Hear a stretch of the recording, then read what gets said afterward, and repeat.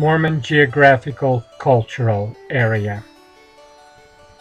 In July of 1847, the Mormon pioneers arrived in the Salt Lake Valley. One of the first things they did was to lay out how the new town and city would be built.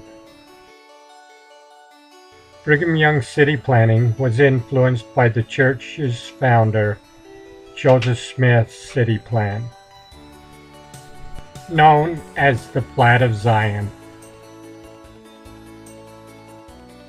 Salt Lake City and the Plat of Zion became the model for hundreds of LDS and Mormon communities, ranging from Canada to Mexico and as far west as California. The Plat of Zion was originally designed to support about 20,000 people in one town. A paper published in 1965 by Donald Manning in the Annuals of the Association of American Geographers. The Mormon Cultural Region. Strategies and Patterns in the Geography of the American West, 1847 to 1964. He listed several features that characterized areas in the western United States that had been settled by the Mormons. The town was laid out in a north, south, east, west grid with square city blocks, about 10 acres per block. The streets were wide enough to turn a horse and wagon around.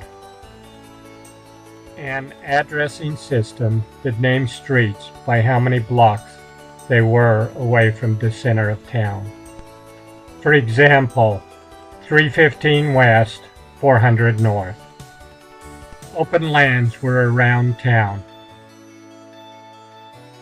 People lived in town and farmed outside of the town. Houses were built with the central hall style. Houses were symmetrical, usually with a chimney on each end of the house.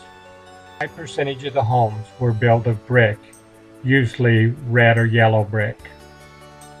The blocks in the center of town were for churches and other public uses.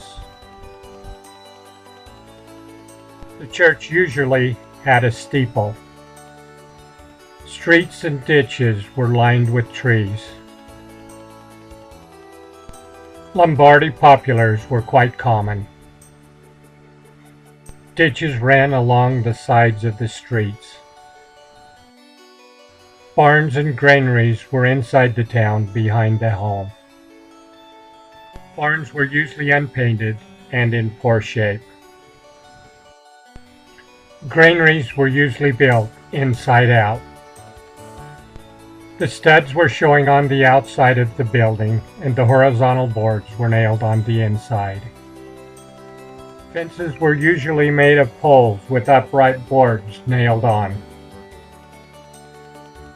Many times the fences were made out of whatever was available, junipers, cedars, or whatever would plug a hole in the fence. Sheep, cattle, and other livestock could be seen in the same pasture.